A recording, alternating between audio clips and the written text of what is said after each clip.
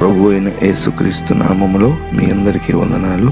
ఈరోజు దేవుని వాక్యము సామెతల గ్రంథం 3వ అధ్యాయము 19వ వచనం. జ్ఞానం వలన యెహోవా భూమిని స్థాపించెను, వివేచన వలన ఆయన ఆకాశ విశాలమును స్థిరపరచెను. దేవుడు జ్ఞానం వలన సృష్టి అంతటిని స్థాపించి దానిని నిర్వహిస్తున్నాడని సొలొమోను గ్రహించి తన జీవితంలో కూడా దేవుణ్ణి, తన ప్రజలను పరిపాలించడానికి జ్ఞానం ఎంతో అవసరమని తెలుసుకుని దేవుణ్ణి జ్ఞానాన్ని అడిగాడు.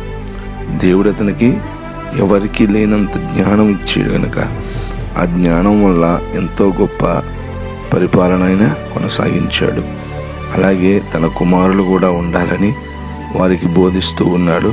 అలాగే మనం కూడా జ్ఞానం కలిగి ఉంటే ఈ లోకంలో జ్ఞానులు ఘనతను స్వతంత్రించుకుంటారని, జ్ఞానము మనల్ని కాపాడుతుందని, జ్ఞానాన్ని సంపాదించిన వాడు ధన్యుడని ఎన్నో మాటలు మనం చూస్తూ ఉన్నాం.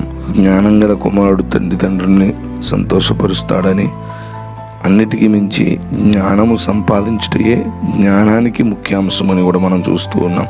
కనుక జ్ఞానమును ఇమ్మని దేవుని అడుగుదాం, జ్ఞానులుగా జీవిద్దాం.